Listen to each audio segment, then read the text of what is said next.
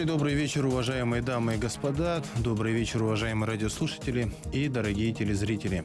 В эфире передача «Буква закона». Как всегда, по понедельникам мы говорим о ваших правах, способах их защиты и обо всем, что с этим связано. Говорим мы сегодня о явлении в России достаточно распространенном. Ну, не только в России, вообще во всем мире. Но в России оно приобрело какой-то особый, допустим, статус. Проблема заключается в том, что это явление, на сегодняшний день по Уголовному кодексу является деянием достаточно наказуемым, причем достаточно строго. Мы говорим об интернет-пиратстве. Явление, которое, наверное, в принципе, у нас в стране почему-то считается, в общем-то, не криминальным. Говорим мы об этом с Максимом Николаевичем Захаровым, директором по репертуару Якутской республиканской сети кинотеатров, юристом, моим коллегой, по образованию, моим коллегой.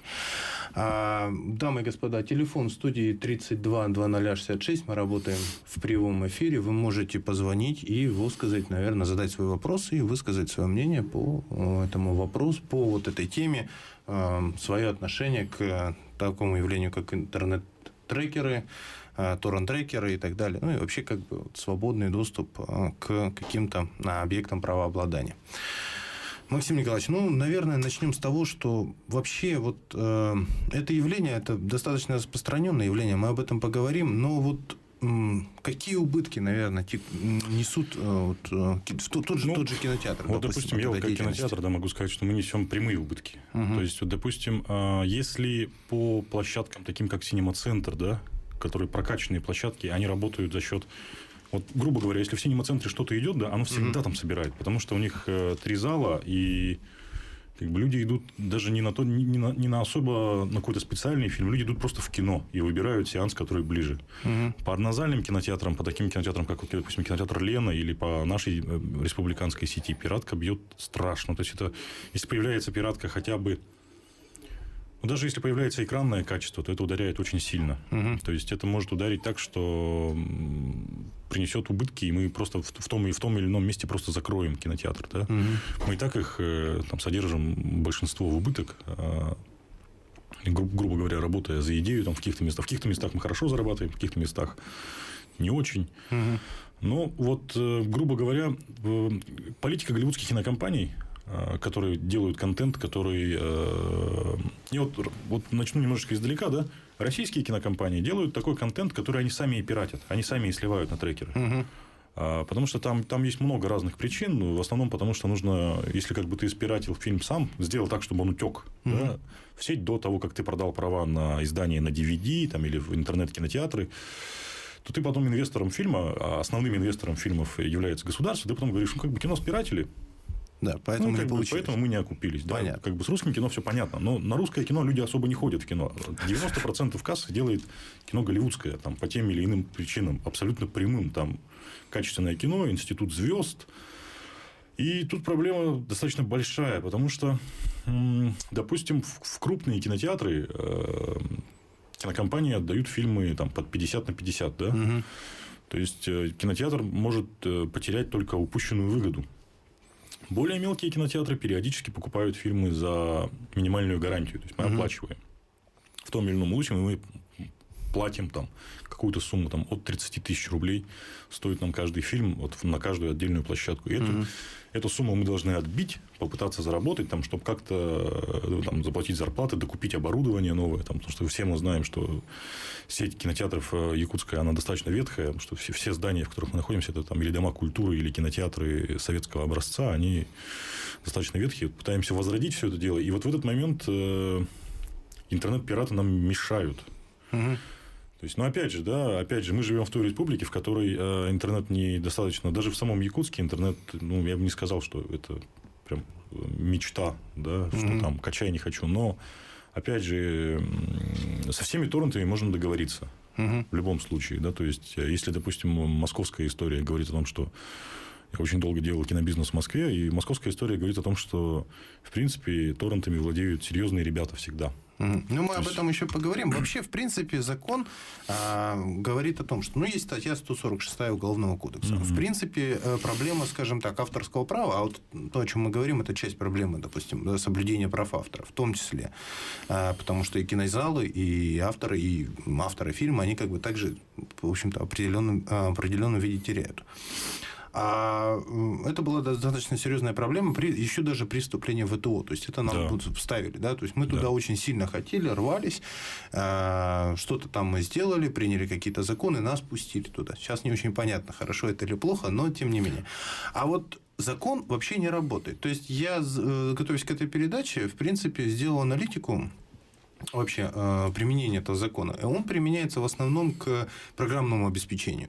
Там все понятно. Да? Там потому что сидят ребята, более богатые ребята сидят, и владельцы программного обеспечения Adobe или там, Microsoft, или Sony те же самые, они просто очень богатые, и они нанимают самых богатых... Богатые ребята нанимают самых богатых юристов.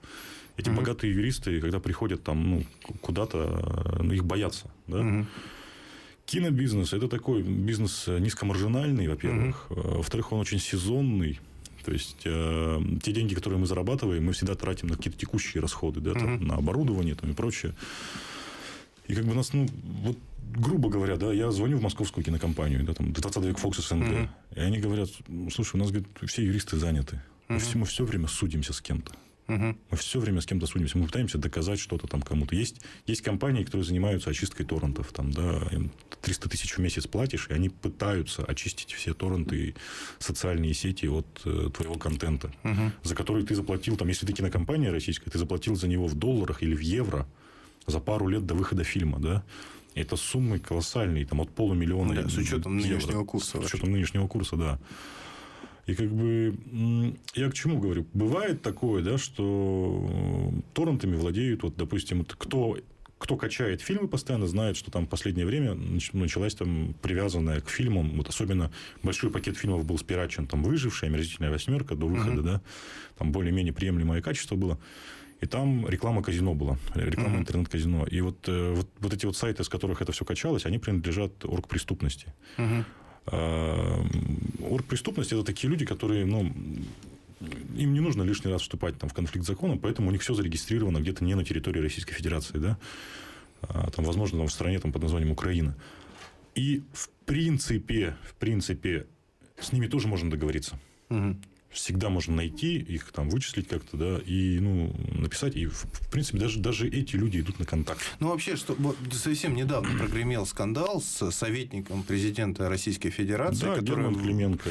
Да, он в интервью «России-24» вдруг начал говорить о том, что торрент-трекеры не нужно закрывать. Экономическая ситуация, да, не позволяет пока что этим заниматься. Да. А потом оказался владельцем, по крайней мере, как распространили информацию, он является... Нет, так и есть. Он является владельцем торрента, но опять же, каким образом он является владельцем торрента? Да?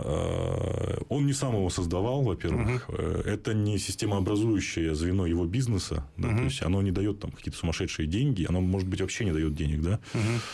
Но просто, как я знаю, вот тот торрент, который принадлежит Герману, он очень быстрый. Он очень быстрый, и он там прокачивает трафик. То есть, он...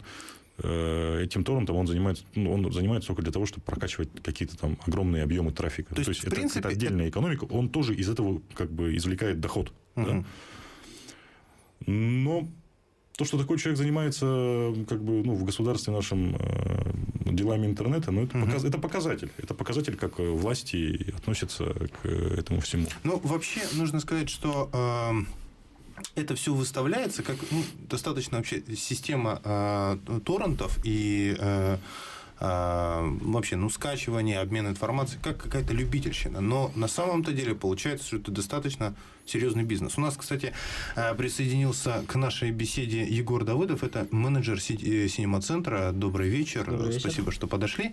Егор, наверное, ваше мнение в отношении вот этих торрент-трекеров. Вообще, мы говорим сейчас, как они влияют на прокат, на ваш бизнес. Они в любом случае влияют. Потому что если бы фильмы на торрентах выходили позже проката, то это бы не имело сильного влияния. Но зачастую бывает так, что фильмы, которые даже еще не прокатывались в кинотеатре, то есть они только в планах стоят, бывает так, что в хорошем качестве уже в торрентах лежит. И люди, конечно, те, кто заинтересован посмотреть этот фильм, они просто не будут ждать и могут скачать с торрента и посмотреть фильм. Ну, вот мы говорим о том, что все-таки за торрентами стоят какие-то достаточно организованные люди. Да? Это бизнес, да. Это либо бизнес, либо даже, может быть, оргпреступность, да, но тем не менее какие-то... В большинстве случаев это просто бизнес. Это просто бизнес. А в чем бизнес торрента? То есть он же дает бесплатно что-то? Ну, они торгуют рекламой. Вот так. Они в большинстве... Есть одна большая якутская компания, не будем говорить, наши хорошие друзья, у них есть собственный торрент, но они всегда идут навстречу. Они всегда идут навстречу, и тот контент, у которого на территории РФ есть правообладатель, да, они стараются, там, если кто-то выкладывает из их пользователей, то ты можешь им написать, что вот, ребята, вот это принадлежит тем-то, тем-то, да, мы заинтересованы в этом контенте. То есть не вопрос, через час контент исчезает. А есть вот, тоже я не буду говорить название, чтобы лишний раз не рекламировать. Есть крупная компания на территории республики. Там вот она недавно, не так давно, 2 года назад они зашли на территорию республики, начали протягивать быстрый интернет. Наверняка все сразу поймут, о ком я говорю. И они рекламируются за счет своего торрент-трекера. Хотя компания принадлежит крупному интернет-провайдеру, который зарегистрирован в Иркутской области, а сам этот интернет-провайдер, он принадлежит российским железным дорогам. Который одной из системообразующих государственных монополий. То есть, в принципе, входит в одну группу лиц с государственными предприятиями. Да, в принципе, с государством. Да, как бы. И я, конечно, не Навальный, я не смотрел учредительные документы вот этого сайта, с которого все качается, да, но судя по всему, все-таки он принадлежит прямо компании, провайдеру, потому что там все формы отчетности и прочее, все прямо на сайте. Как подключиться к этому провайдеру, все на сайте. И у них в рекламной кампании используется подключись к к нашему провайдеру и качай терабайты контента.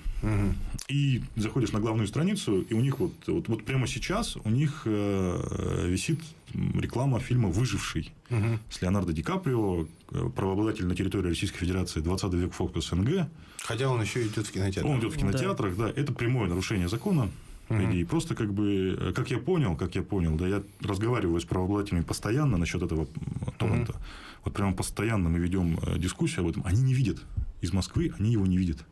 То есть они видят только здесь. Ну, это, в принципе, возможно. Да, это вот они видят в Иркутской области, ну, там, где есть этот провайдер. Из Москвы его увидеть невозможно. Выходит 404 ошибка. Страницы не существует. Вот так. То есть, в принципе, используются вообще все возможные способы. Либо... На самом деле, бывают уловки, потому что торрент-трекер может располагаться на территории другой страны. Знаете, допустим, более лояльно. То есть, в принципе, вывести даже из-под юрисдикции Российской Федерации. Хостинг, да, находится на сервере, который находится в другой стране, соответственно, там уже гораздо сложнее его запретить. Другое дело, ставят, допустим, на адрес блокировку. То есть, все провайдеры, которые работают на территории Российской Федерации, да, то есть, должны заблокировать этот адрес. Но, опять же, адрес можно поменять легко. То есть, можно сделать зеркалку, то есть, соответственно, человек заходит на сайт, автоматически переходит на другой адрес. Ну, и дальше работать.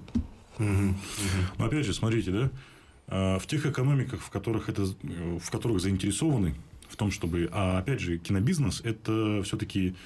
меньше кино, а больше бизнес, да, то есть это кинофильм, это достаточно сложное экономическое такое предприятие, это сложнее, чем построить огромное здание, там 10-подъездный дом, это намного сложнее выпустить, огромные затраты и по людям, и по зарплатам, налоги гигантские в этой сфере, особенно в США, и там, где это нужно, там торренты не работают.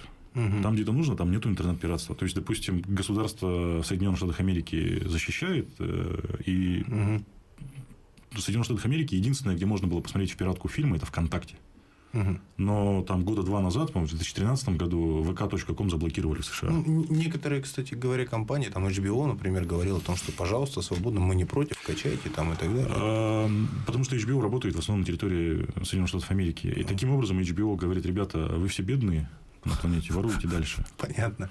Нам денег хватает, они так говорят. Кстати, неплохой способ это сказать. Ну, в принципе, вот у нас в стране вот такая ситуация, да, действительно. Мы выяснили, что это огромный, достаточно серьезный бизнес. Причем такой достаточно теневой бизнес. Теневой, да. Ну, вообще-то, в принципе, это нарушение закона. Вообще, на самом деле, то, как фильмы вот, выходят в интернет, это целая спецоперация же проходит. То есть, с внедрением, там, не знаю, агента, там, какие-то студии, там, и так далее. Вот опять же, вот почему оскароносные фильмы сливаются каждый год. Да, появляются в сети. В этом году это вообще просто какой-то сумасшедший характер носит. Обычно фильмы сливаются, да. Но, как правило, это фильмы слабых студий. Да? Угу. Ну, наверное, мы подошли к центральному вопросу, в принципе, да, нашей беседы. Когда я разговаривал с коллегами, там, с друзьями, мне спрашивали, а что у тебя в следующей программе? Я говорю, вот, знаешь, буду разговаривать про интернет-пиратство. И говорили, ну, в принципе, а что, хорошая же вещь, там, халява и так далее. Вот, минуту. С другой стороны, смотря информацию, да, Роскомнадзор пытается до сих пор рутрекер закрыть. Значит, что ребята придумали? Они там уже вывесили инструкцию, как обойти. Да. В связи с этим у меня вопрос. А вообще возможно ли этот бизнес победить или нет? А тут технически невозможно. Вот, ребята с рутрекера, я знаю команду рутрекера, что, когда я занимался кинобизнесом в Москве, мы всегда договаривались с ними. Там сидят мегаадекватные люди. Они никогда не выкладывают то, что... Они не выкладывали то, что идет в прокате. То, у чего есть правообладатель, который получает прямые доходы от этого. То есть, не находился... Ведь как в этом законе, да? Пока правообладатель не обратится о нарушении своих прав... Да, нельзя. Как бы ничего не произойдет. Роскомнадзор не имеет полномочий. Да, ничего не произойдет. И... Ребята выкладывали только то, что вышло уже давным-давно. Там, да. Потому что, опять же, из-за торрентов по всей планете погиб огромный просто вид бизнеса под названием торговля домашними носителями. DVD, Blu-ray этого бизнеса, он там со 100% сейчас вот в стране 3% осталось. Да? По всей остальной планете, ну, в США там он еще держится за счет того, что у них экономика богатая, и они защищают. Там, в Японии он держится, насколько я знаю, там, и в скандинавских странах, там, Норвегии, Швеции, потому что у них культура там, вот, собирательства. Да? А во всем остальном мире вот этот DVD-бизнес, он погиб. Как и погибли эти предприятия, были уволены сотни тысяч людей, которые на них работали, да? Легально получая зарплату. Вот. И как бы... Это все, ну, это все не есть хорошо. Это все понятно. Страшно. А вообще победить-то можно его, нет, вот этот бизнес, в принципе, каким-то образом? Мне кажется, тут больше слаженность работы должна быть.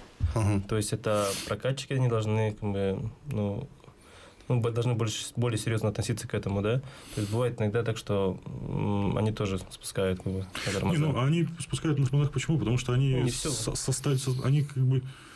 Вот на территории Дальнего Востока мы здесь иногда пытаемся там, да, выйти на прокатчиков, а они пытаются закрыть хотя бы западную часть России. То есть, у них же там ресурсов не хватает. Тут просто не хватает ресурсов. А на сегодняшний день вообще не существует какой-то, может быть, всероссийской ассоциации и так далее? Есть несколько компаний, которые друг с другом конкурируют. Есть компания Никиты Сергеевича Михалкова, скандальная компания «Российское авторское общество», которая она не занимается... То есть, оно как бы берет деньги у государства и из других там, источников на защиту прав, но фактически оно не занимается этим. Есть Российская ассоциация правообладателей, РАПО. Я с ними уже отрабатывал. Мы тут в Якутске даже несколько раз закрывали предприятия, которые там занимались в том или ином виде прям гнусным пиратством. Да? Российская ассоциация правообладателей – это компания, которая сидит на зарплате у голливудских киностудий. То есть, это прям группа крепких юристов, причем там большинство из них из органов, бывшие работники органов, московских причем, да. И они сидят, и они прям работают. То есть, ты делаешь звонок, даешь им сигнал, через 2 дня там локальное МВД уже отрабатывает этих людей. Тут надо сказать, что в принципе, вот, если смотреть эту норму закона 146, то Уголовного кодекса, то преследование это ведет человека, выложившего, да, а сам торрент-трекер, он в принципе никакой ответственности, по Уголовному кодексу не несет. Да, потому что человек, который выкладывает торрент, он берет как будто ответственность на себя. То есть, его торрент можно преследовать, вот как Роскомнадзор преследует рутрекер, да, но вот человек в принципе может оказаться крайним. И такие случаи по России, кстати, были несколько. Их много даже. В том числе и отслеживается. У нас в первую очередь, по-моему, отслеживает именно характер выкладываемого. То есть, допустим, те же фильмы «Эротическое содержание», допустим, да, которые выложили, да, они потом, притом даже с течением, допустим, человек, выложил, забыл, там, не знаю, был молодой, скажем, прошло там несколько лет, и вдруг к нему заявляют, скажут, вот так и так было выложено когда-то. Все равно это сохраняется же в данном. Ну да, конечно. Было столько скачиваний, как бы вот этот фильм как бы относится к тому-то. И вот, собственно, вплоть до уголовного практически. Насколько я знаю, вы должны понимать это. Компания Sony очень четко защищает свой контент. Компания Sony недавно пережила серьезный, по-моему, кризис со взломом, да. И, компания Sony, я имею в виду, что контент, у нас даже знакомый человек есть, который занимался, у него там был бизнес поставлен на том, что он выкладывал, у него был собственный трекер, он выкладывал игры, взломанные на PlayStation 3. И к нему прям пришли. Пришли из прокуратуры, не знаю откуда-то, но и прям уголовное дело было там. Прям было все серьезно. Он больше этим не занимается. Потому что там сумасшедшие счета ему выставили. В целом, по торрент-трекерам, да, вот вы говорите, допустим, в данный момент кажется, как будто прежде всего вот те, кто занимается именно бизнесом вот по кинопрокату, там, то есть они прежде всего страдают из-за торрент-трекеров, как бы потому что закупили уже права, да, получается. Да, кинопрокатчики страдают кинотеатры, люди как бы ни при чем.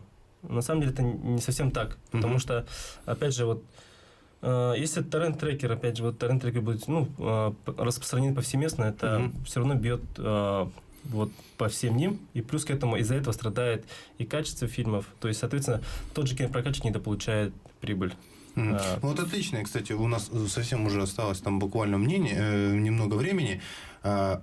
Действительно, получается, что пользователи торрент-трека – это обыкновенные люди, мы с вами, да? Да.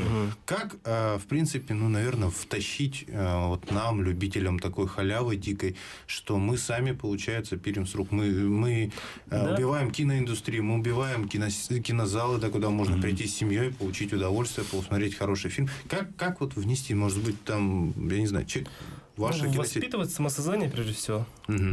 И, опять же, в данной ситуации, да, то, что в стране происходит, да, с людьми, невозможно будет людей. Это очень удобно. В первую очередь, это очень удобно. Нажал пару кнопок и получил фильм, да. Закачал на флешку, вставил в телевизор и смотришь. Надо все делать административно. В нашей стране все решается административно. То есть государство сказало, на следующий день там закрыли все, да. Вот должно быть примерно то же самое. Только так, да. Тем более, если, допустим, компания с государственным участием пиратит, зарабатывает на этом деньги, это... Друзья, последний вопрос, может быть, не совсем в тему, но тем не менее. У нас недавно пришел в российский рынок Netflix, да? Netflix, да. Вообще, будущее у такой вещи, как онлайн-кинотеатр, есть в России? Да, конечно, есть, конечно. Да, это вот не будет конкурировать с нормальными кинотеатрами? Не будет у них хлеба набирать? Нет, есть же окно, есть понятие окон. То есть, кино выходит, допустим, там, в октябре, и в январе фильм появляется в интернет-кинотеатрах при премьере. То есть, эти права продаются еще до того, как фильм снят. То есть, это все очень там серьезно разведено по датам. Был один раз прецедент, когда фильм с Хабенским, Сильянов, компания «Наше кино» прокатывала. Как назывался? Учитель, географ «Глобус» одновременно стартовал в интернет-кинотеатрах и в кинотеатрах, и кинотеатры сказали, ребят, экспериментируйте, но мы больше ваши фильмы брать не будем, да? В любом случае, мне кажется, сходить в кинотеатр – это больше повод, можно сказать, это событие, это вот действительно это попкорн, там, это вот встретиться с друзьями, там, вживую пообщаться. А не так, что вот если ты дома был, все равно там же продолжаешь быть, смотреть кино, да, допустим, через онлайн-кинотеатр. Это уже не то. И опять же, ты в кинотеатре... Как будто телевизор смотришь, да. Ты в кинотеатре, у нас вот там, даже самые дешевые кинотеатры, да, это все-таки по оборудованию это несколько миллионов рублей. Большие кинотеатры это десятки миллионов рублей. Да. Никаким монитором за 20 тысяч рублей и телевизором за 50 тысяч рублей, да, ты никогда не сделаешь такого качества изображения, картинки. И то, что хотели до тебя донести создатели фильма, да, ты никогда не получишь у себя дома. То есть дома это изначально усредненный показ. Ну что ж, господа, спасибо большое, что приняли участие в нашей программе. Может быть, увижу вас, желаю вас увидеть еще несколько раз в этой студии. Может быть, еще переговорим об этой теме. Большое спасибо, уважаемые дамы и господа. На этом наша передача подошла к концу. Вы можете посмотреть нас в любое время на сайте nvkonline.ru. Также можете зайти на сайт advokatstacenko.rf, задать свой вопрос. Если у вас есть какая-то либо история, вы хотите рассказать о чем-то, либо пожаловаться на неправильное применение закона в отношении вас, вы можете в любой момент обратиться на nvkonline.ru, заполнить соответствующую форму, отправить запрос и стать участником нашей передачи. На этом наше время подошло к концу. Спасибо большое, что были с нами все это время. Следуйте букве закона. Всего вам доброго. До свидания.